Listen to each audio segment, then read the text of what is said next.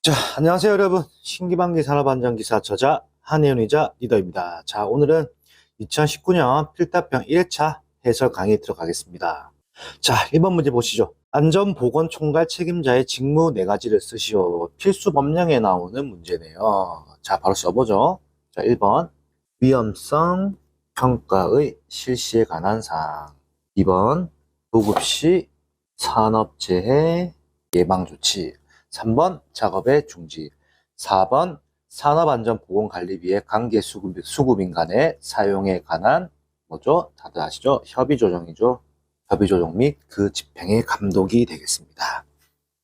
자, 필수 법령은 저희 교재 앞쪽에 나열되어 있고요. 1번부터 8번까지도 있지만 그 외 추가된 문제도 한 문제 있습니다. 그 문제는 제가 별도로 또 공지를 해드릴 겁니다. 자, 넘어가겠습니다. 자, 2번. 하물의 하중을 직접 지지하는 달기 와이로로프의 절단 하중이 2000kg일 때 허용 하중은 얼마인가? 단 와이어로프의 안전율은 5이다. 자, 이거는 지금 다 식이 다 주어져 있네요. 일단 안전율 보시죠. 안전율은 최대 사용 하중분의 절단 하중입니다. 따라서 안전율 5라고 나와 있죠. 안전율. 그래서 식에 대입해서 5는 최대 사용 하중분의 절단 하중. 그럼 이거를 바꿔야겠죠. 5랑 최대 하중간 2항이 되죠. 2항이.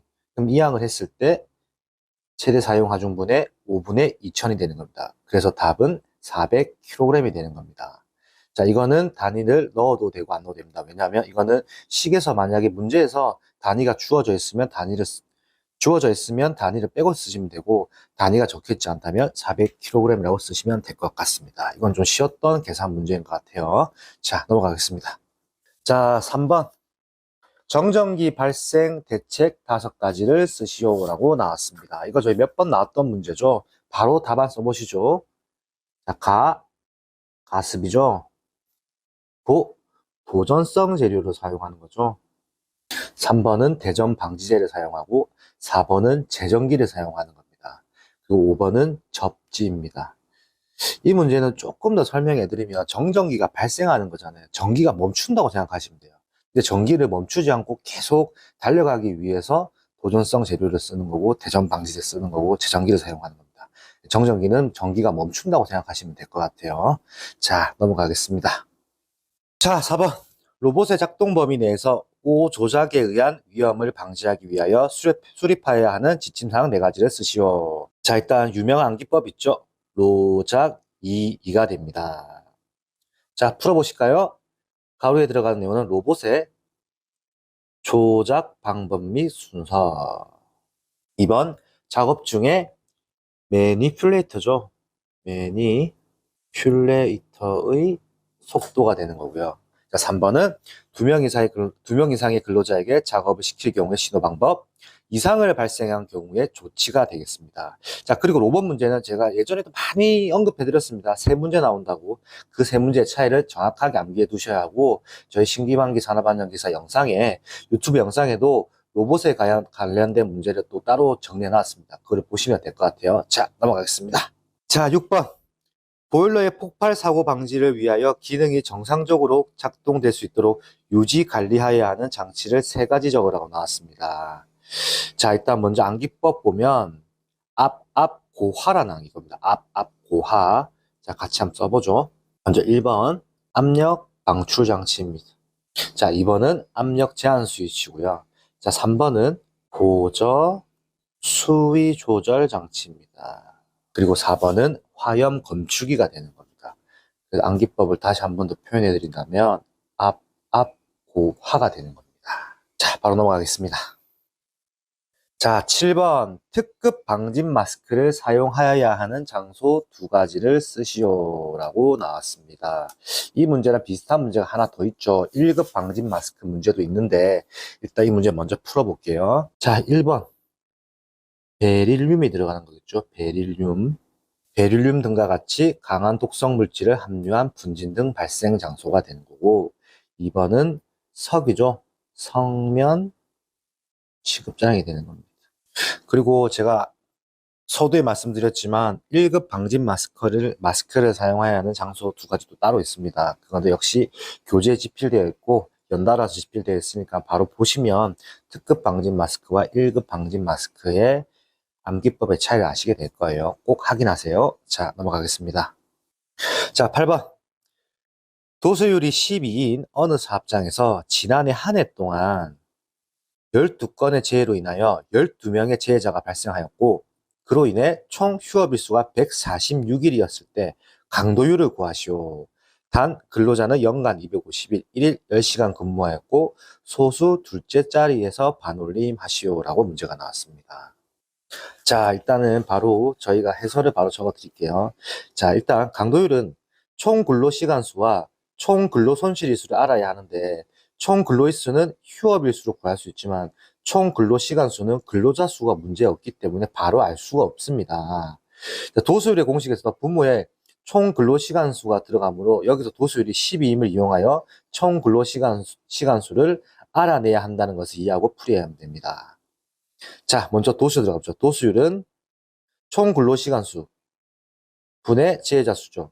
근데 지금 구해야 하기 때문에 지금 식을 바로 대입을 해보시죠. 총 근로시간 수 분의 재해수가 뭐죠? 10이죠. 12건 했으니까 12 곱하기 10의 6승입니다. 그럼 이거를 방정식에 의해서 총 근로시간 수를 구하면 10의 6승의 시간이 되는 거죠. 그럼 이거를 이제 반대로 강도율에 대입을 시키는 거죠. 총 근로시간 수 10의 6승, 총 근로 손실일수 146 곱하기 365분의 250입니다. 왜? 단 근로자는 연간 250일이라는 단서가 주어졌기 때문에. 곱하기 10의 3승을 하면 0.1이 나오는 거죠. 소수 둘째 자리에서 반올림 하기 때문에 소수점 첫째 자리까지 표현해 주는 거겠죠. 이 문제는 조금은 연립 방정식의 느낌이 났습니다. 이항을 하고 문제를 좀 푸는 건데, 여러분들이 중학생, 고등학생을 거쳐오셨으면 이 정도의 이제 연립 방정식 문제는 충분히 풀릴 수 있다고 생각합니다. 이거 어렵다고 생각하시지 말고 풀이 보시면서 다시 한 번 더 풀어보시면 되고요. 그리고 제가 한 번 더 말씀드리지만 신기반기 산업안전기사 계산 문제 특강 영상이 따로 있습니다. 그 영상을 보시고 다시 이해하시면 될 것 같아요. 자, 넘어가겠습니다. 자, 9번. 산업안전보건법에 따라 굴착면의 높이가 2m 이상이 되는 집안의 굴착 작업을 하는 경우 작성하여야 하는 작업계획서 포함사항 4가지를 적으시오. 참 제가 좋아하는 문제입니다. 암기법이 굴필 매작으로 들어갑니다. 자, 바로 풀어보죠. 자, 굴착, 굴의 굴착입니다. 굴착 방법 및 순서가 되는 거고, 토사 반출 방법이 됩니다. 2번, 필요한 인원 및 장비의 사용 계획이 있어야겠죠. 3번, 매설물이죠. 매설물. 매설물 등에 대한 이설 보호 대책이 됩니다. 이설 보호 대책. 4번, 작업 지휘자의 배치 계획. 여러분들 이 문제는 저희가 쇼츠 영상에도 많이 올라와 있죠. 굴필 매작에 대한 문제에 대해서. 제가 현장에서 이동식 크레인이 아웃트리거를 못 펼칠 때 그 상황에 대해서 영상을 찍어 놓고 거기에 대해서 제가 해설했던 쇼츠 영상도 있고 다른 영상도 따로 있습니다. 일반 영상도. 꼭 확인하시면 굴필 매작이 어떤 말인지, 이게 현장에서 어떤 상황에서 이루어지는 그 방법인지, 그거를 보시면 이 굴필 매작에 대해서 한 방에 이해하실 수 있을 겁니다. 그걸 꼭 참고하시면 될 것 같아요. 자, 바로 넘어가겠습니다. 자, 10번. 보일링 현상 방지 대책 3가지를 쓰시오. 저희 교재 아주 간단하게 집필되어 있죠. 바로 들어가죠. 지지역이죠. 지하 수위 저하가 되는 거고요. 자, 2번은 지하수 흐름 변경. 그리고 3번은 흙막이 벽이죠. 흙막이 벽을 깊게 설치하는 겁니다. 그래서 암기법은 지지 흙이 되는 거죠. 그리고 여기랑 상반되는 내용 있죠. 히빙 현상 방지 대책도 3가지가 따로 있습니다. 보일링과 히빙에 대해서는 정확하게 구분해 놓으셔야 합니다. 그 하나의 차이가 여러분들 점수 1점이죠. 많게는 3점까지도 차이를 내는 거예요. 자, 넘어가겠습니다. 자, 11번.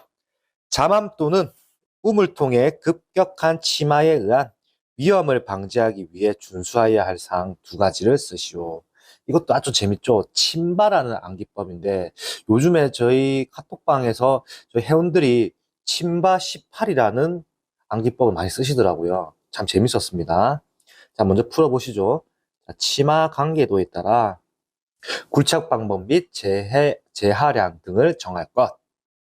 2번, 바닥으로부터 천장 또는 복가지의 높이는 여기서 나오는 거죠. 1.8m 이상으로 할 것입니다. 그래서 저희 회원들이 해주는 저희 암기법이 재밌죠? 침바 18입니다. 침바 18. 근데 원래는 18이 아니고 1.8m입니다. 1.8m.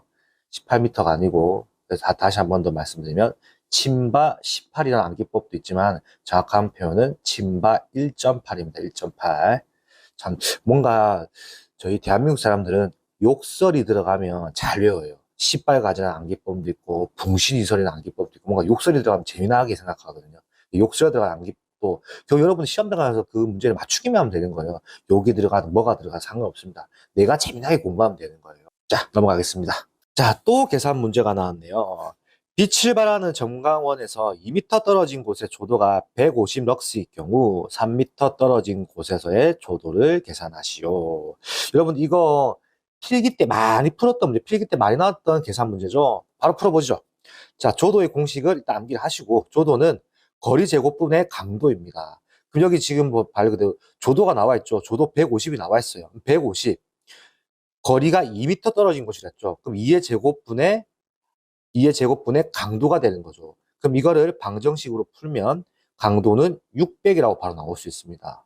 여러분들이 연립 방정식을 해서 이항을 하고 푸시면은 600이면 바로 알 수 있어요. 그리고 여기서 바로 이제 조도로 가면 되죠. 자, 조도는 3의 제곱분의 600이 되는 겁니다.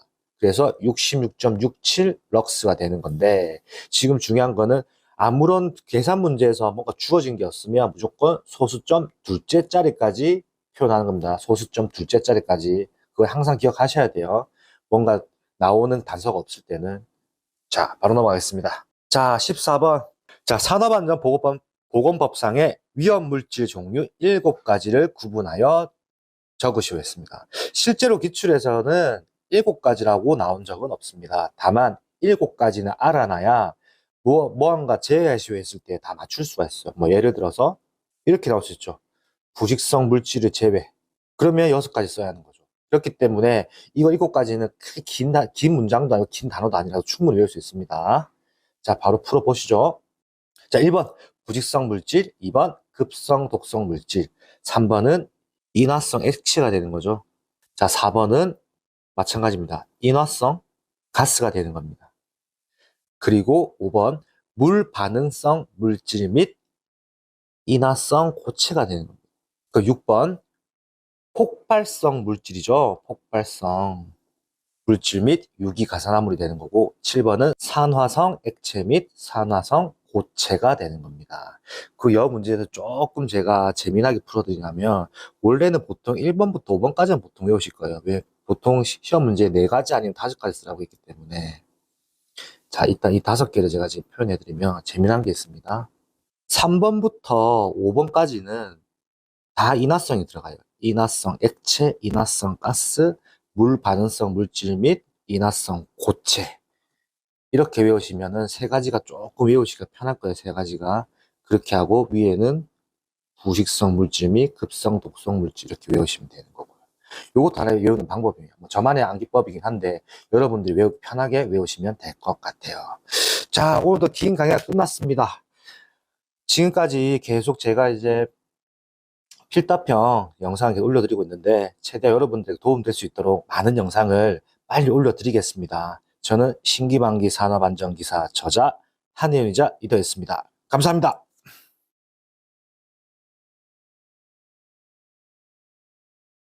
안녕하세요 여러분. 신기방기 산업안전기사 저자 한혜윤이자 리더입니다. 자, 오늘은 2019년 필답형 2회차 해설 강의 들어가겠습니다. 자, 1번 문제.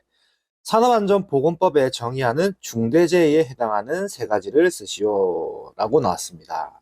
자, 1번 보시죠. 사망자가 1인이죠. 1인 이상 발생한 재해가 되는 거고요. 자, 2번 뭐뭐 이상 요양이 필요한 부상자가 동시에죠. 이거는 3개월입니다. 3개월 이상 요양이 필요한 부상자가 동시에 2인이죠. 2명. 2인 이상 발생한 재해. 자, 3번. 부상자 또는 직업성 질병자가 동시에 10인입니다. 10인. 10인 이상 발생한 재해. 그래서 이거는 숫자를 잘 외우시면 돼요. 사망자가 1인, 3개월 이상, 동시에 2인, 그리고 직업성 질병자가 동시에 10인. 그래서 이 숫자의 차이를 잘 외워놓으시면 될 것 같습니다. 자, 넘어가겠습니다. 자, 2번. 이동식 크레인의 방호장치 3가지를 작성하시오. 이거는 여러분들 많이 봤던 문제죠. 유명한 암기법, 권가제비죠.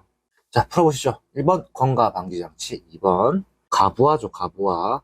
가부화 방지장치. 자, 3번은 제동장치. 마지막 B, 권가제비 B죠. 비상정지장치입니다. 이거는 뭐 많이 봤던 암기법이다 보니까 여러분들 푸시는데 크게 문제는 없을 것 같아요. 권가제비. 이동식 크레인의 방호장치죠. 그리고 뭐 문제에선 3가지로 나왔다고 하지만은 보통 이 암기법은 4가지를 외웁니다. 3 플러스 1 정도로 외워놓으시기 좋아요. 자, 넘어가겠습니다. 자, 3번. 계산 문제가 나왔네요. 근로자 수가 300명인 어느 사업장에서 작년 한 해 동안 15건의 재해로 인하여 휴업일수 288일이 발생하였을 때 도수율과 강도율을 계산하시오. 자, 그리고 조건이 주어졌네요. 단 연간 근로일수 282일, 1일 8시간 근무였고 소수 둘째 자리까지 반올림해란다. 그러면 셋째 자리에서 반올림 해줘야겠네요. 자, 풀어보시죠. 일단 먼저 도수율 아시죠? 총 근로시간 수분의 재수 곱하기 10의 6승입니다. 그럼 총 근로시간 수 바로 대입해보죠. 근로자가 300명이라고 했죠. 그럼 300이 들어가는 거고요. 1일 8시간 근무라고 했죠. 그래서 8이 들어가는 거고 그 연간 근로일수가 280일이었죠. 그럼 280. 그리고 재해자 수 작년 한 해 동안 15건의 재해라고 했죠. 그럼 15 곱하기 10의 6승을 하셔서 22.32가 나오는 것을 알 수가 있습니다. 자, 그 다음 강도율을 구해야겠죠.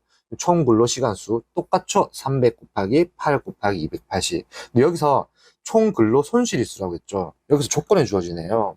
휴업일수는 288일이지만 1년에 근로한 수가 280에 들어갔죠. 그래서 288 곱하기 365분의 280이 되는 겁니다. 이 부분에서. 그래서 곱하기 10에 3승을 하면 0.33이 나오는 거죠. 이 문제는 뭐 도수율과 강도율식을 알아야겠지만은 강도율에서 총 근로 손실일수를 한 번 더 어떻게 해야 하는지, 뭔가 조건이 주어졌을 때 조건에 대해서 어떻게 풀어야 하는지 이 부분을 다시 확인하시면 될 것 같은 문제예요. 여기 부분에 대한 문제에 조금 더 상세한 설명을 듣고 싶으시다면 신기반기 산업안전기사 계산 문제의 특강 영상이 따로 있습니다. 그 영상을 보시면서 다시 한 번 더 정리하시면 될 것 같아요. 자, 넘어가겠습니다. 자, 4번. 산업안전보건법령상 다음 보기에 안전관리자의 최소 인원을 각각 작성하시오라고 나왔습니다. 자, 첫 번째, 펄프 제조업 물어봤고요. 그 상시 근로자 수 600명 물어봤습니다. 자, 이번에 답안 먼저 알려드릴게요. 이건 2명입니다. 2명이고요. 자, 2번, 고무 제품 제조업 나왔고요. 상시 근로자 수 300명이랍니다. 이거는, 자, 답 알려드릴게요. 이거는 1명입니다. 자, 3번, 우편통신업의 상시 근로자 수 500명 나왔거든요. 500명은 1명입니다. 자, 여기서 자, 여러분들 지금 오른쪽에 참고표 보여드릴게요. 자, 참고표 먼저 보시면 자, 펄프 제조업 보면 50명 이상 500명 명일 때 몇 명? 이건 1명이라고 나와 있죠. 그런데 여기서 500명 이상일 때 몇 명이냐? 500명 이상일 때는 2명이라고 되어 있죠. 그렇기 때문에 2명이 되는 거고요. 자, 이어서 2번. 자, 고무제품 제조업에서 50명 이상 500명 미만이고요. 이럴 때는 최소 인원수는 1명이지만 역시나 500명 이상일 때는 역시나 2명이 되는 겁니다. 자, 3번 우편통신업. 우편통신업은 50명 이상 1000명입니다. 이거는 1000명 미만일 때 안전관리자 최소 인원수 1명이지만 이거는 1000명 이상인 경우에는 2명이 되는 건데 우편통신업 지금 현재 문제에서는 500명을 물어봤기 때문에 이거는 1명이 되는 거겠죠. 자, 여기서 중요한 거 있습니다. 자, 아래 비교 좀 건설업은 나왔죠. 자, 건설업은 무조건 공사 금액입니다. 공사 금액. 이게 중요한 거예요. 공사 금액. 공사 금액에 따라서 인원수가 되는 겁니다. 그렇기 때문에 안전관리자의 최소 인원수 1명이지만 800억 이상이 되는 2명이다.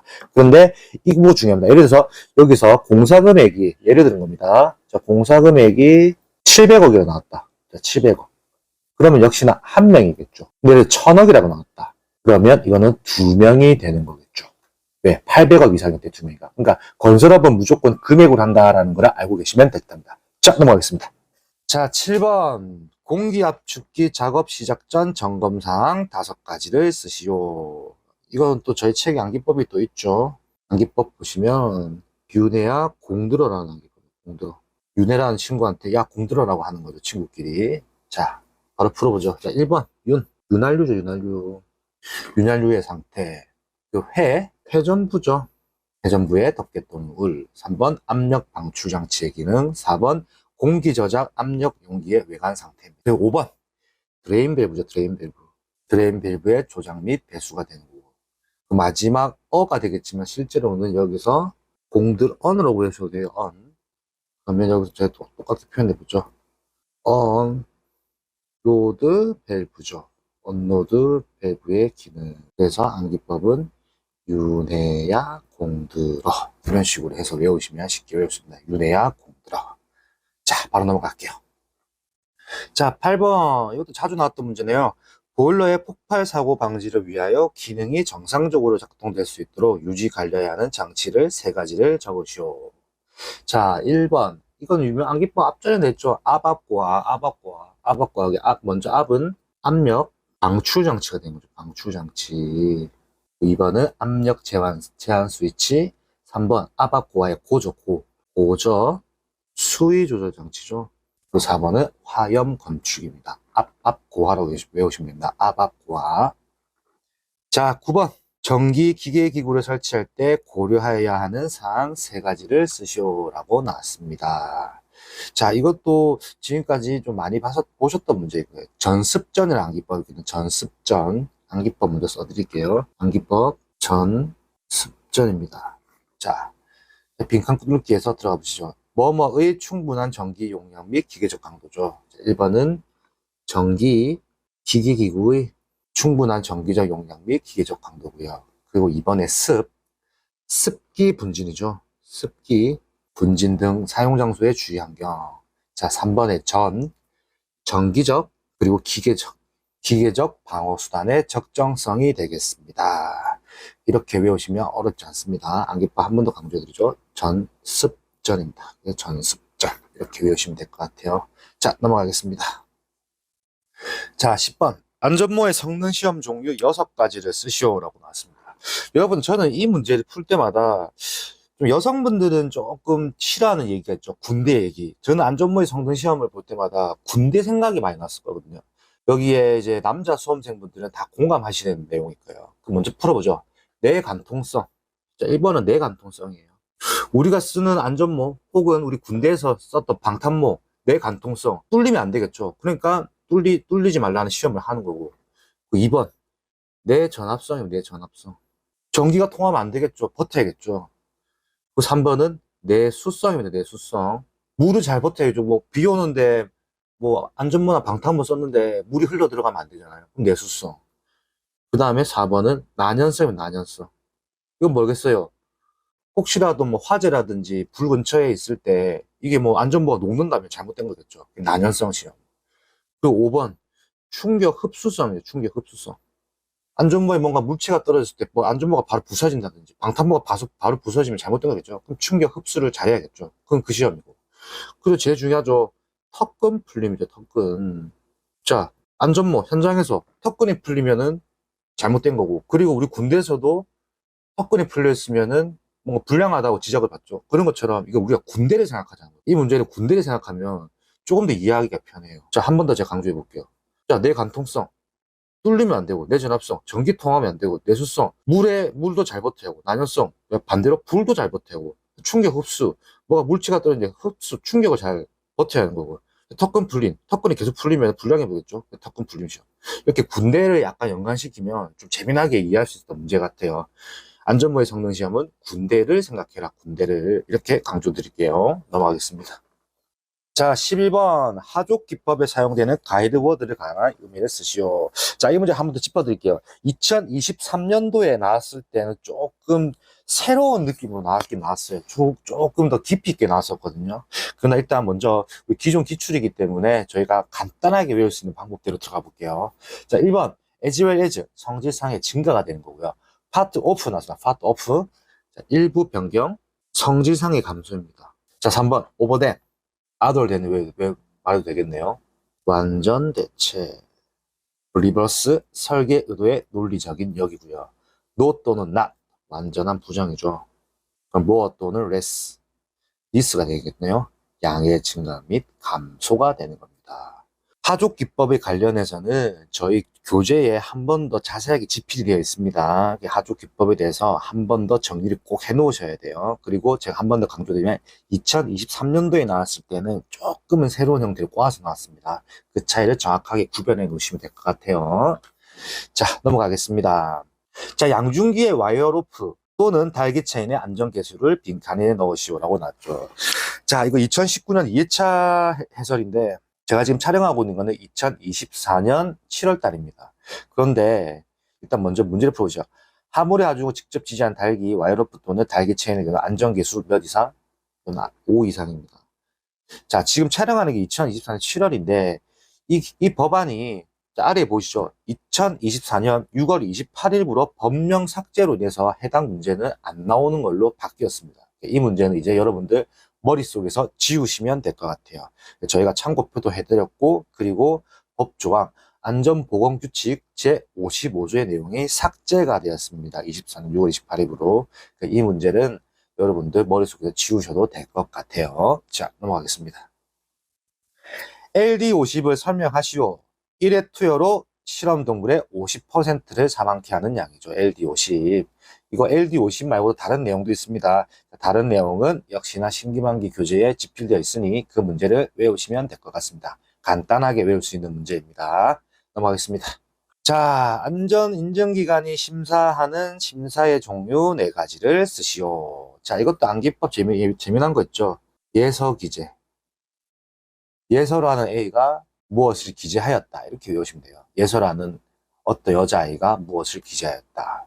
자, 그럼 1번 예비심사, 2번은 서의 서면심사입니다. 또 기술 능력 및 생산체계입니다.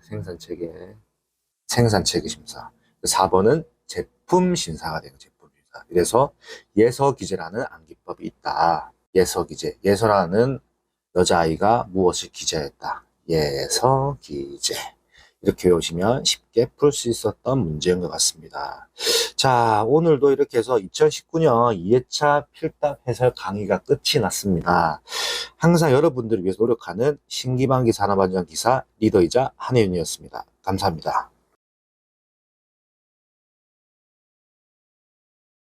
안녕하세요 여러분, 신기반기 산업안전기사 저자 한윤이자 리더입니다. 자, 오늘은 2019년 필답형 3회차 해설 강의 들어가겠습니다. 산업안전보건위원회 구성위원 중 근로자위원회 자격기준 3가지를 쓰시오라고 나왔습니다. 자, 바로 풀어보시죠. 자, 1번 답은 근로자 대표가 되는 거겠죠. 근로자 대표. 자, 2번 근로자 대표가 지명하는 1명 이상의 명예 산업 안전 감독관이 되는 거겠죠. 자, 3번. 근로자 대표가 지명하는 몇 명 이내의 사업장의 근로자 9명입니다. 9명. 그래서 이 차이를 정확하게 알고 계시면 될 것 같아요. 1번은 근로자 대표, 2번은 근로자 대표가 지명하는 1명 이상의 명예 산업 안전 감독관, 그리고 3번 근로자 대표가 지명하는 9명 이내의 사업장의 근로자가 되는 겁니다. 넘어가겠습니다. 자, 2번 많이 봤던 문제죠. 유해 위험 방지를 위한 방호 조치가 필요한 기계기구 5가지를 쓰시오. 자, 1번 공기압축기, 2번 원심기, 3번 예초기죠. 예초기. 그 4번 금속 절단기, 5번 지게차가 되는 지게차, 그리고 6번 포장기계. 제가 이 앞전에도 언급드렸던 내용인데 여러분들이 이 내용은 잘 아실 거예요. 공기압축기, 원심기, 예초기, 금속절단기, 지게차. 이 내용은 잘 알고 계실 건데 이 부분을 제외하고 나오는 경우도 있어요. 그러니까 제가 앞전에도 언급드렸던 거, 뭐 공기압축기 제외 이런 식으로. 왜? 많이 나왔던 문제이기 때문에. 그렇기 때문에 출제자들이 여러분들이 잘 안 외우는 포장기계에 대한 내용, 특히 이거는 한 번 더 다른 색깔로 강조해 드릴게요. 진공포장기, 랩핑기 한정, 이 내용까지 다 적어 주셔야 할 것 같아요. 그래서 총 6가지를 외우고, 그리고 포장기계에 대한 진공포장기, 랩핑기 한정한다. 가로 내용까지도 충분히 숙지하시면 좋을 것 같습니다. 자, 넘어가겠습니다. 자, 와이어루프 사용 금지사항 6가지를 쓰시오라고 했습니다. 보통 기출에는 뭐 4가지 아니면 5가지 쓰라고 했는데, 그래도 이것도 역시나 6가지로 제가 표현한 이유도 제가 해설하면서 다시 같이 설명드리겠습니다. 자, 1번, 꼬인 것이죠, 꼬인 것. 꼬인 것 당연히 사용하면 안 될 거고요. 그리고 이음매가 있는 것도 역시나 위험하죠. 이음매. 중간에 뭐 잘려서 그걸 이었다는 거겠죠. 뭐 낚싯줄이 있는 그런 걸 생각하시면 될 것 같아요. 자, 그리고 3번. 심하게 변형되거나 부식된 것. 4번. 열 또는 전기 충격이죠. 전기 충격에 의해 손상된 것. 그래서 5번. 지름의 감소가 공칭 지름의 몇 프로가요? 7%죠. 7%를 초과한 것. 6번. 와이어로프의 한 꼬임에서 끊어진 소선의 수가 10%입니다. 10% 이상인 거. 그 제가 이거를 왜 6가지를 표현했냐면, 역시나 아까 2번 문제하고도 비슷합니다. 보통 뭐 4가지를 쓰시오라고 많이 나오는 경우가 많아요. 그런데 이것도 역시나 여러분들이 많이 배우다 보니까 결국에는 이제 출제자들도 알겠죠. 이런 부분은. 자, 다시 표현해 드린다면, 뭐 꼬인 것, 이음매가 있는 것, 심하게 변형된 손상된 것, 열도는 전기 충격에 손상된 것. 보통 이 4가지를 많이 외울 거란 말이에요. 그렇기 때문에 이것도 역시나 문제가 나온다면 뭐 꼬인 것 제외라든지 이렇게 나왔을 땐 결국에는 여러분들이 이렇게 꼬인 것 제외라고 나오고, 그리고 이거를 바꿔서 뭐 5가지를 작성하라고 나온다고 했을 때, 이럴 때는 대비해서 여러분들이 조금 힘들겠지만은 이 6가지를 다 충분히 숙지해 놓으시는 게 포인트일 것 같습니다. 자, 넘어가겠습니다. 자, 4번. 다음 빈칸은 산업안전보건법에 따른 공정안전보건서 이행상태 평가에 관한 내용이다. 빈칸을 작성하라고 나왔습니다. 자, 바로 풀어보시죠. 자, 고용노동부 장관은 공정안전보건서의 확인 후 1년이 경과한 날로부터 땡땡 이내에 공정안전보건서 이행상태에 대한 평가를 해야 한다. 그럼 중간에 들어가는 내용은 2년이겠죠. 2년. 2년 이내입니다. 2년 이내. 그러나 사업주가 이행평가에 대한 추가 요청을 하면 1년 또는 2년입니다. 2년 기간 내에 이행평가를 할 수 있다라고 작성하시면 될 것 같습니다. 이건 빈칸 뚫기 문제였고요. 그러니까 이 부분에 대한 거 숫자 정확하게 기억해 놓으시면, 혹시 뭐 2개월 아니면 2, 1, 2 이런 것만 쓰면 틀리다고 채점되는 겁니다. 그래서 몇 번 말씀드리지만 제 강의 자주 보신 분도 아닐 거예요. 단위랑 이런 부분은 정확하게 외워 놓으셔야 한다고 다시 한번 더 강조드리겠습니다. 자, 넘어가겠습니다. 자, 5번. 가죽재 안전화 성능 시험 종류 6가지를 적으시오라고 나왔습니다. 자, 1번 풀어보시죠. 내 답발성입니다. 내 답발성. 2번 내 압박성입니다. 3번 내 유성이고요. 4번은 내 부식성이죠. 내 부식성. 5번은 내 충격성입니다. 6번은 방리저항이 되는 거고요. 자, 여기서 제가 내 답발성에 대해서 조금 더 설명해 드릴게요. 내 답발성이 무슨 말인지 그냥 단순하게 외우면 되겠지만, 이게 어떤 표현이냐면, 안전하에는 뭐가 있냐면, 여러분들이 신는 안전하에는 바닥에 날카로운 물체 등에 노출된 경우 근로자의 발에 부상을 입을 수 있기 때문에 안전하의 바닥에 얇은 판이 있습니다. 얇은 판. 얇은 판. 이 얇은 판이 정확하게 잘 적용되고 있는지 이거를 시험하는 시험이 제가 1번에 설명드렸던 내답발성 시험입니다. 내답발성. 안전하에는 여러분들이 모르는 비밀이 있는 거죠. 그 밑에 얇은 철판이 있는 거예요. 얇은 철판이 있는 이유는 날카로운 물체 등에 노출된 경우 근로자의 발이 부상을 입을 수 있죠. 그렇기 때문에 얇은 판이 되는 겁니다. 그 얇은 판이 정확하게 성능을 하고 있는지, 정확하게 되어 있는지 그걸 하는 시험이 내답발성 시험입니다. 그 2번은 내압박성 말 그대로 압박에 하면 안 되겠죠. 내유성, 기름에 잘 버티는지. 내부식이 되면 안 되겠죠. 충격도 역시나 가면 안 되겠죠. 방리저항 시험인 겁니다. 그렇기 때문에 이게 가죽재 안전화 성능 시험이 다 원리적으로, 구조적으로 다 이유가 있는 시험인 겁니다. 이렇게 이해하시면 좀 재미나게 알 수 있을 것 같아요. 이것도 제가 앞전에 말했던 군대랑은 또 약간 또 연계가 되는 겁니다. 봐보세요. 군화를 생각해 보자고요. 압박 들어가는 거겠죠? 기름에도 당연히 버텨야겠죠? 부식이 되면 안 되겠죠? 역시 충격도 그냥 우리가 군대가 뭐냐면 행군을 하잖아요. 충격이 있으면 안 되겠죠? 방리저항은 뭐냐면, 방리저항도 설명해 드릴게요. 찢어지는 겁니다. 찢어짐을 좀 잘 안 찢어지는지, 그거를 이제 시험하는 거고요. 내 답발성, 아까 말했던 거. 밑에 있는 얇은 철판이 제대로 성능이 있는지. 역시 군화도 마찬가지입니다. 군화도 어떻게 보면 안전화랑 비슷한 게 되어 있기 때문에 여러분들이 생각하는 군대를 한 번 더 생각하시면 돼요. 군대. 여성분들은 좀 이해 못할 수도 있지만 남성분들은 군대라고 생각한다면 바로 이해할 수 있을 겁니다. 자, 넘어가겠습니다. 자, 재미난 암기법이 하나 나왔네요. 이 문제에서. 자, 7번 문제입니다. 안전 인증 대상 제품이 표시해야 할 사항 5가지를 적으시오. 자, 1번. 제조자명이 들어가는 거죠. 그리고 2번. 안전 인증 번호입니다. 그리고 3번. 제조 번호 및 제조 연월이 들어가는 거고요. 그리고 4번은 모델명 또는 형식입니다. 5번은 규격 또는 등급입니다. 등급. 여러분들 이거 평상시에 뭔가 제품을 구매했을 때 잘 보시면 이 5가지 다 들어가 있습니다. 5가지. 한번 여러분들 무슨 제품에 대해서 설명서하고 이런 거 잘 확인해 보세요. 다 적혀 있어요. 우리가 평상시에 눈으로 봤던 내용이지만 이거 실제로는 다 들어가 있는 내용입니다. 그리고 이건 암기법은 앞글자 따서 제안, 제모, 큐라고 외우시면 돼요. 제안, 제모, 큐. 실제로는 큐가 되겠죠. 이렇게 재미나게 외우면 됩니다. 제안, 제모, 큐. 뭔가 뭐 영화 촬영하는 느낌이죠. 제안, 제모, 큐. 이런 식으로 재미나게 제가 몇 번 말씀드리죠. 말도 안 되는 암기법이 진짜 시험장 갔을 때 다 생각이 난다는 겁니다. 자, 넘어가겠습니다. 자, 8번. 산업재해 조사 시 유의해야 할 사항 4가지를 쓰시오. 자, 1번. 사실을 수집한다. 2번. 2인 이상, 이겠죠? 2인 이상 조사를 실시한다. 3번. 종료까지 현장을 보존한다. 4번. 땡땡 이외의 추측이 많은 참고로 많다. 결국에는 목격자겠죠. 목격자. 5번. 책임 추궁보다 재발 방지에 힘을 기울인다. 이거는 우리가 그냥 단순하게 뭔가 수사를 하고 조사를 한다고 생각해 볼게요. 사실을 당연히 수집을 해야겠고. 2인 이상 조사를 하는 이유는 뭘까요? 2명이서 조사를 해야 객관적인 판단이 되는 거겠죠. 그리고 역시나 중요한 거죠. 3번. 종료까지 현장을 보존한다. 수사를 생각해보세요. 수사를 한다고. 수사나 조사나 뭐 비슷한 느낌이죠. 종료까지 현장을 당연히 보존을 해야겠죠.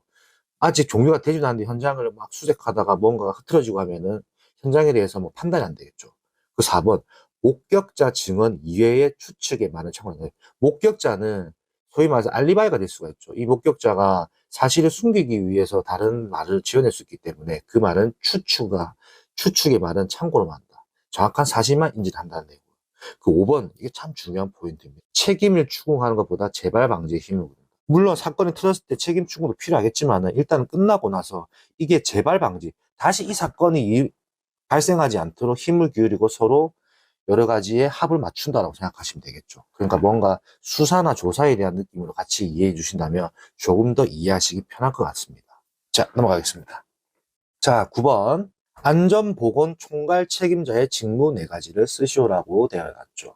자, 이거는 저희가 필수 법령 8가지 중에 한 가지에 들어가는 거죠. 자, 보시죠. 1번.